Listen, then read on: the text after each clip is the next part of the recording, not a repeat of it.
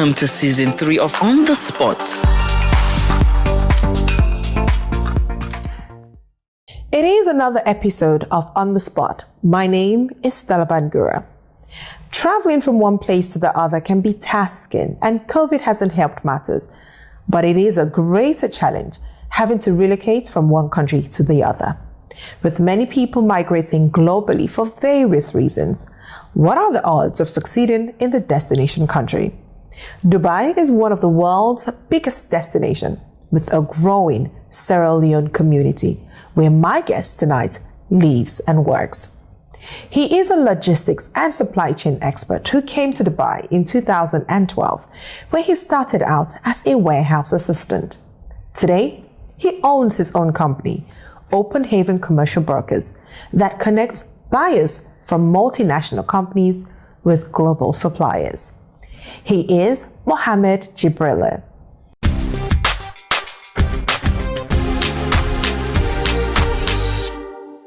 Thanks, Mohammed, for having us today on the show. You're most welcome.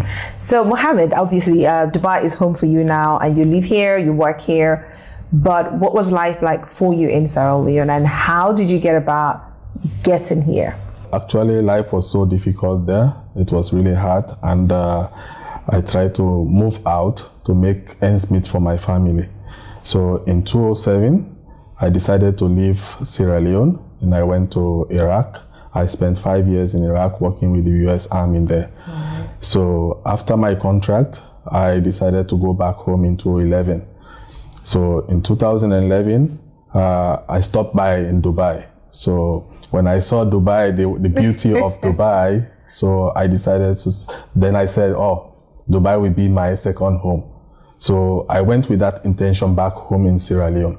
So when I go back home, I try to look for an opportunity there, try to look for a job, applied for in a lot of companies there, industries, but there was nothing for me. So I find out that, oh, this place is not for me, so let me go to my second home. Okay. So in 2012, I came to Dubai.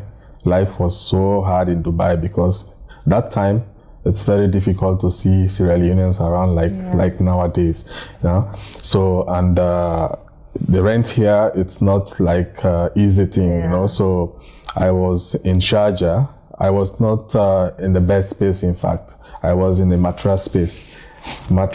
So we spread the mattress and on the floor, then we lie down on the mattresses, but it's not free, you have to pay for it. Yeah. So we pay every month, we pay $150 per month. Just for the mattress space? For the mattress space. Wow, okay. You know? And your feeding, transportation, and everything is part of you. At the third month, I was thrown out of the bed space, out of the mattress space, because I could not afford to pay the mattress space. So I had to call my mommy back home in the US, and she sent the money for me to pay the mattress space. And I had a friend who was around, one Nigerian guy. So we used to say, we had a code that we normally say like 000 means you don't have any food for the day.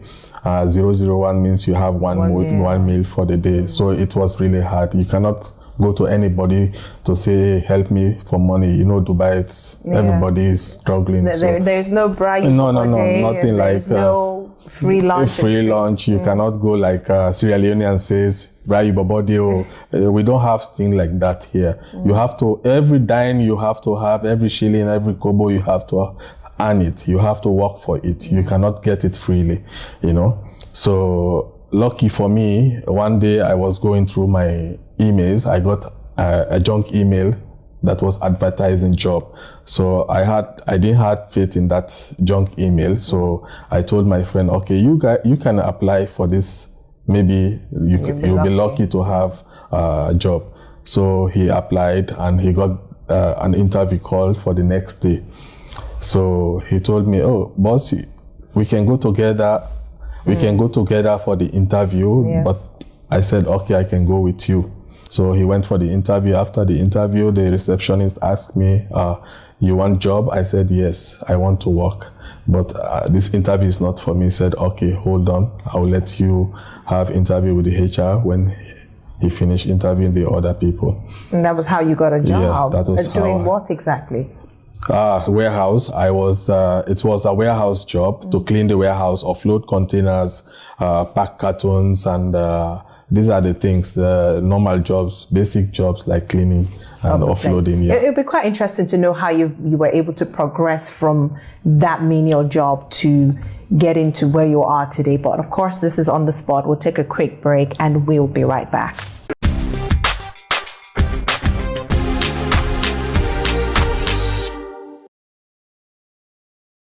Okay, welcome back. And I still have with me here my guest, Mohammed, and, feeling very, very, very super comfortable in his house. Thank you so much for letting us in once more. So before the break, we were talking about how you got a job and, just happened by chance.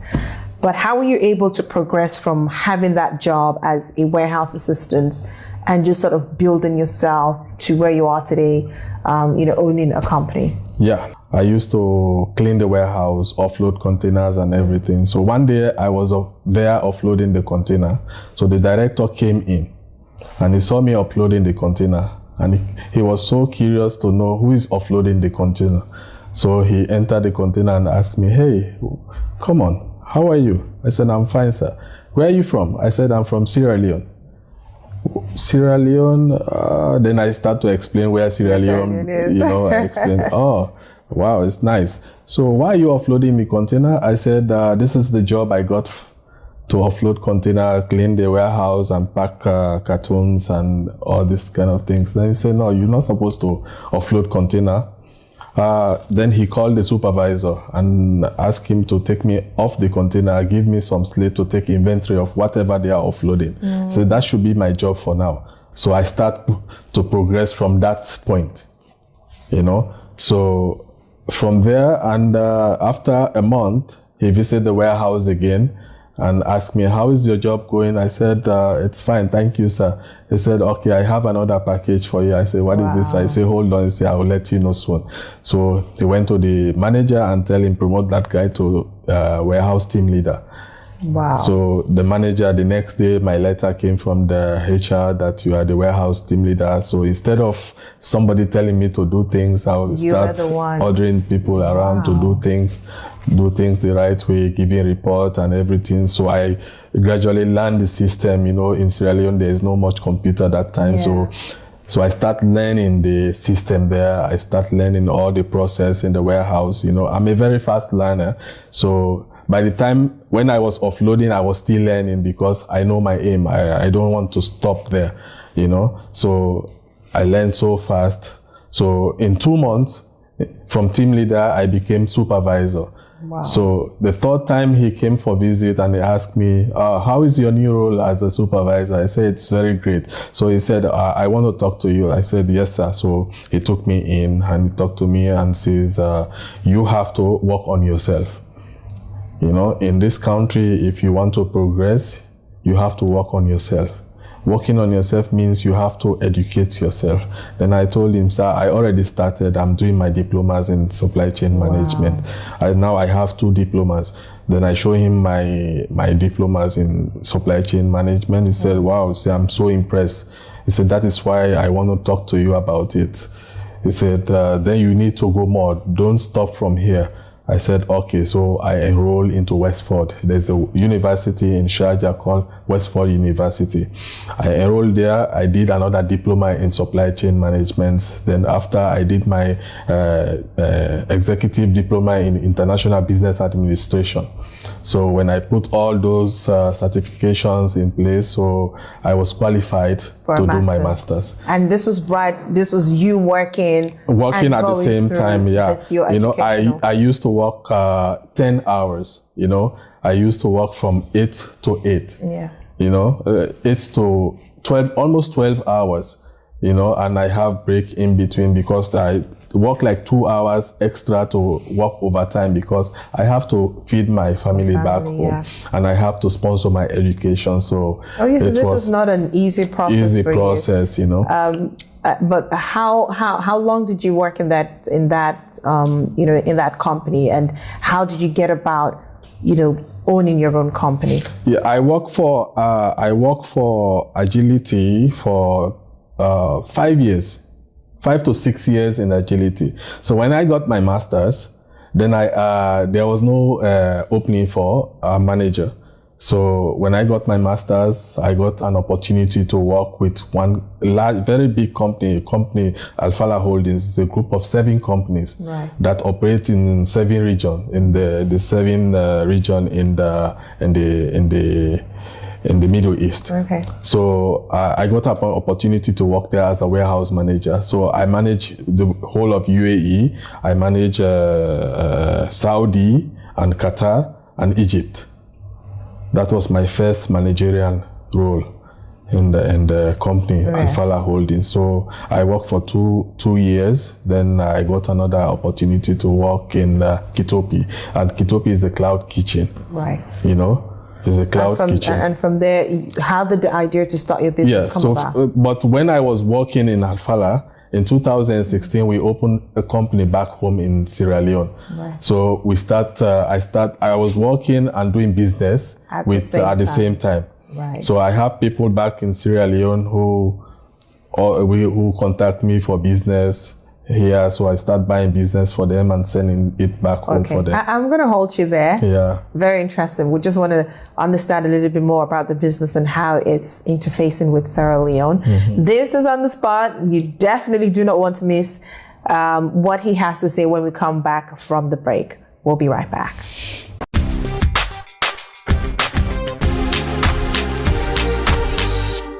Okay, so welcome back to On the Spot, and of course, still in our Dubai series. I have Mohammed with me here, who is, the owner of his business, and he was just about to tell us a little bit more about the business and how that is, sort of interfacing with other businesses back home in Sierra Leone. So you've come this far, you've got this business.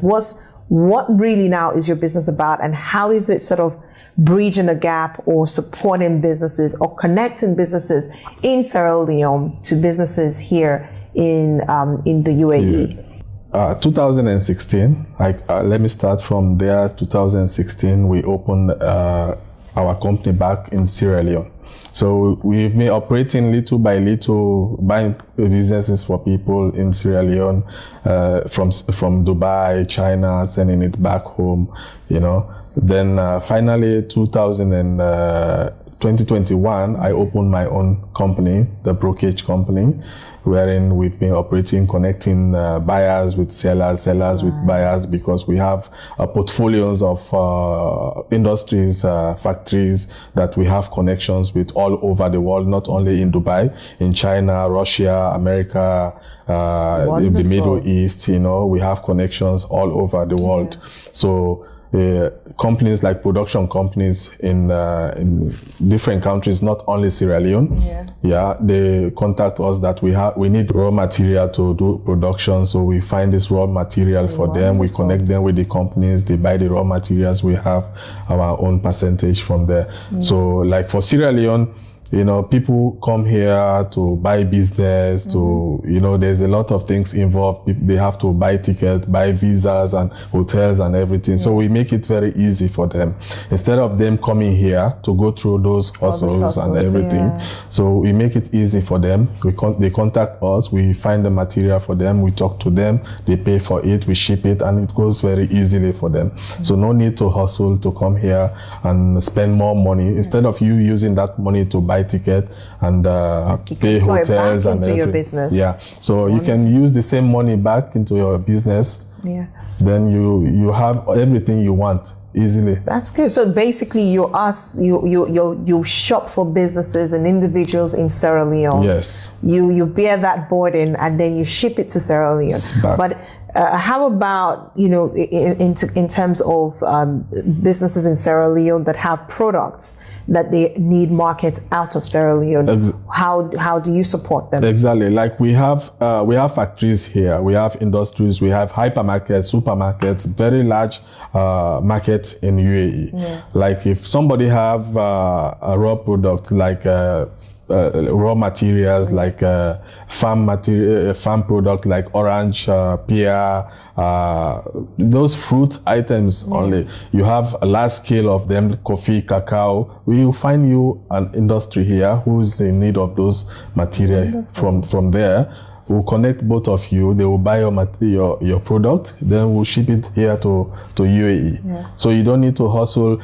You know, you don't need to take your orange and take to Dovecourt until everything's spoiled. You know, wow. We are here. We will support you. You know, in a very large scale, we'll bring it here, we'll sell it in the market for you. You know, you don't need to waste anything. And how about small businesses? I mean, obviously, every great business that you see today started from somewhere. They started little.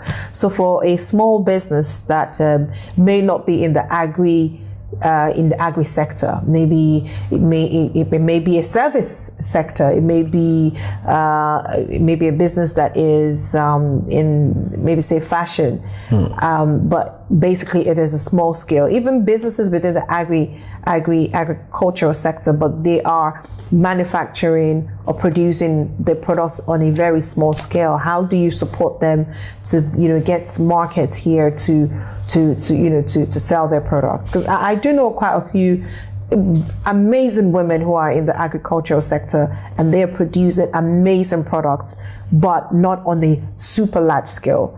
But they are looking for markets out of Sierra Leone. Well, actually, they need to contact us. You know, they need to contact Open Haven brokers, commercial brokers. When they contact us, we will find a market for them. It's really easy because here is a very large market in UAE. You know, all the sub-region, they come here to do shopping. You know, so like small scale business, we have to talk to them. We have to know the kind of business they have. We have to know their business, because you cannot sell a product for somebody when you don't know the kind of product they are selling. Yeah. So when they contact us, we'll try to know which kind of product they are selling. What is the product, the life shelf of the product. Yeah. Then we'll market it here. Like for people in fashion, you know, fashion is everything now in the world. Everybody is looking for fashion. You know, if you have your product, or you produce something like nice fashion, we'll go there, we'll take videos, we'll make exhibition for you, we'll bring it here and market it for you. Wonderful. You will be in the market as well. We will make a program wherein you yourself, you will come here, we'll make a platform where you can exhibit your product. So, you know, because fashion, you need to exhibit the fashion, you need to wear it, let people see it. So clearly there have been instances where you have, made the connect between Sierra Leonean businesses with businesses here in the UAE. Have there been instances where there have been issues with quality or the standard of what is being produced from the Sierra Leone market? No, because we in UAE, we have a standard wherein they cannot do any business here without proper checking. Okay. Yeah, we have like the Dubai municipality. Before you send your product here, it goes through Dubai municipality. Right. The municipality will do inspection and they will give a certification wherein they will allow the product to even enter here. And you can help with all this process is my job. I can do everything for that person. That's beautiful. So for you, this is an opportunity for any business in Sierra Leone to have access to the UAE market. So what would be the process in terms of people reaching out to you as we quickly round up? How can they reach out to you? How can they start this connection with your company? Well, in Sierra Leone, we don't have much about the website. I have my number. I have my website, openhaven.com. And I have my number. Yeah. You do have a branch in Sierra Leone. Yeah, I have my branch in Sierra Leone. I'm presently opening my office in Mary Street by Sakila Road. Okay. We are still building the office. We'll soon open the office. Wonderful. Then when we open the office, it makes things very easy for everybody. When you want something, you don't need to hustle to come here. You just go to my office, then tell them whatever you want, then you can get it easily. Yeah. But for the time being, you just contact me through my email. It's support@ohventures.net, or you call me +971 52 08040200649. We will put all the information for our viewers to see. But quickly, finally, before I let you go, there's always this perception, but from a lot of young people, that the grass is greener on the other side. It is easier to become successful when you travel out of Sierra Leone. Is that so? Is it like when you come, whatever the destination is, you suddenly become an instant success? Is that the case? Well, I would directly want to talk to my country people, Sierra Leoneans. Yeah. The way the social media or people are saying things, that if you come to Dubai or UAE, you can make the money at the airport and gather everything and go back home. It's not like that. It's not like that. When you come here, first you have to be prepared. You have to prepare yourself. Prepare yourself for the worst. For the worst. You will not come here and sleep in a hotel. You will not come here and sleep into one-bedroom house like you used to be in Sierra Leone, And you will not come here when you are not educated. You expect to be a manager. You will not come here when you are not, you don't have a trade. You expect to be a boss or somebody. Our sisters and brothers are here. They are struggling. They came here. They don't have any education. They don't have any footing, no skills, no nothing. They could not have job. The only job they can get here is cleaning. They will start to do cleaning. And most of them, when they start cleaning, they will stay there 1, 2 months, 3 months. It's not part of them. They are not used to it. They will leave the job. And end of the day, they will end up sitting down in Dera, just sitting down doing nothing. They will overstay. We have people here, they already overstay for 1, 2, 3 years. How those people are going back home? You cannot go back home until you pay all your overstay. And when you come here, you have to sleep in bed space. And the bed space is 3 deck. 3 deck, and you have to pay around $150. And you have to pay it every month. And here, nobody gives anybody anything. Everything here, you have to work for it. You don't get anything free. If you don't work, you won't get. You will sleep here with no meal because you don't have money. Yeah. And nobody gives you money and nobody gives you food. So my advice is, when you are coming here, make sure you have skill. And make sure you have education and be prepared for the worst, because nothing is easy here. Nothing is sweet. You can never get money free here. Right. Well, thank you so much, Mohammed. And, it's amazing what you've been able to, do with yourself and how you're also supporting businesses back in Sierra Leone. I'm pretty sure a lot of Sierra Leoneans will be, tapping on to this opportunity, because there are, the opportunity to have a market out of Sierra Leone is just amazing. So thank you so much. We do wish you all the best. And coming up next are my final words.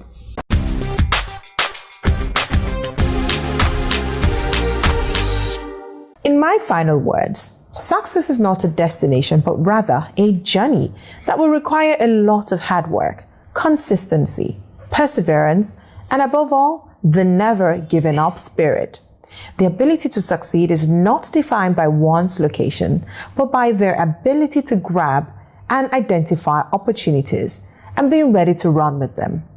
Opportunities lie all around us.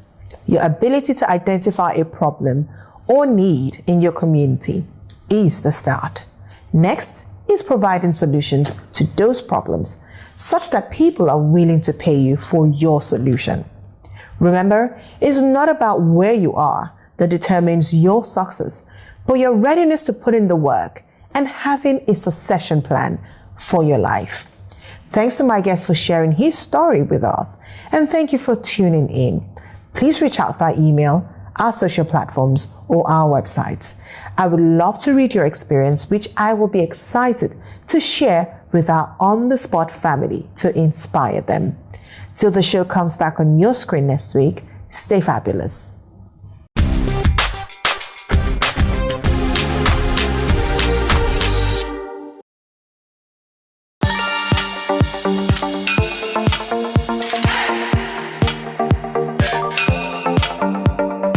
Welcome to season 3 of On the Spot.